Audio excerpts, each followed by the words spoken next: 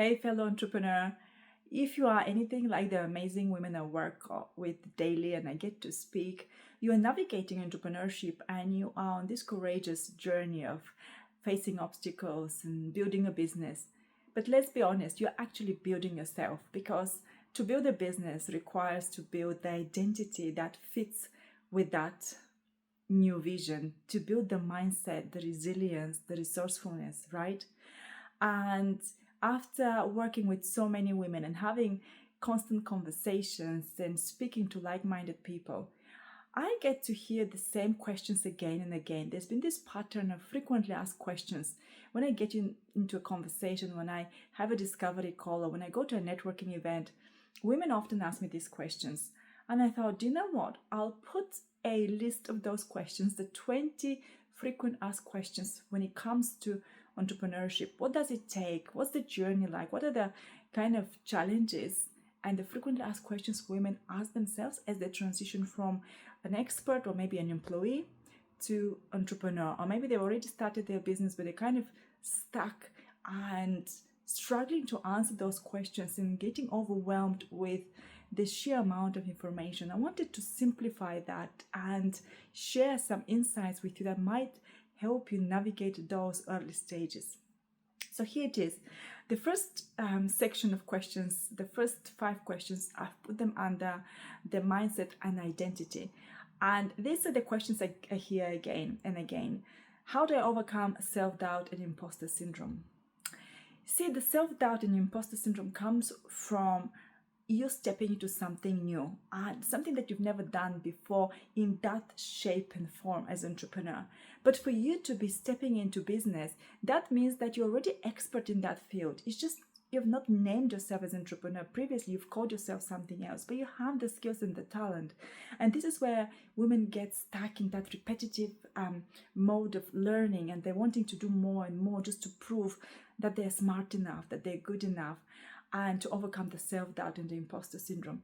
With that, my advice to you is don't look at it that you need to acquire more skills and more courses and more qualifications. You're already starting from strength, not from scratch. Just is a different title. You've got a different title. You're entrepreneur now.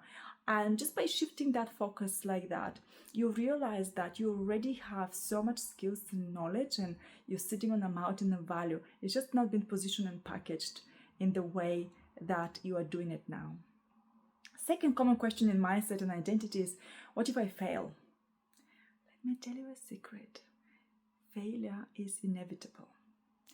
Failure is inevitable, and be okay with that. The biggest breakthrough for the most successful entrepreneurs is the times when they failed and they failed forward because they've learned the lesson, they've had a big breakthrough, big aha, they've learned something that has really helped them to propel themselves forward. What if you fail? It should never be a reason to stop you.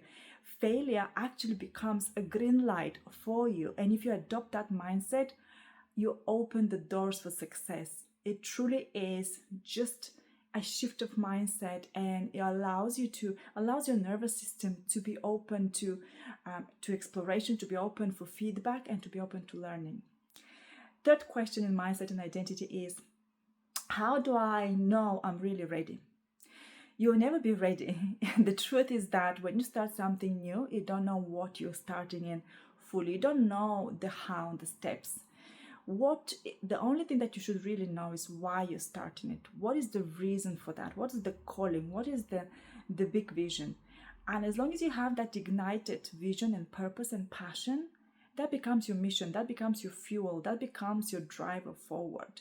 And it's not about being ready, it's about taking that first step, because after that there'll be another step and another step. And the readiness, the clarity comes with taking action, comes with receiving feedback, and comes with building that muscle and stepping into the stretch zone where you get to learn and get to explore and really get to progress.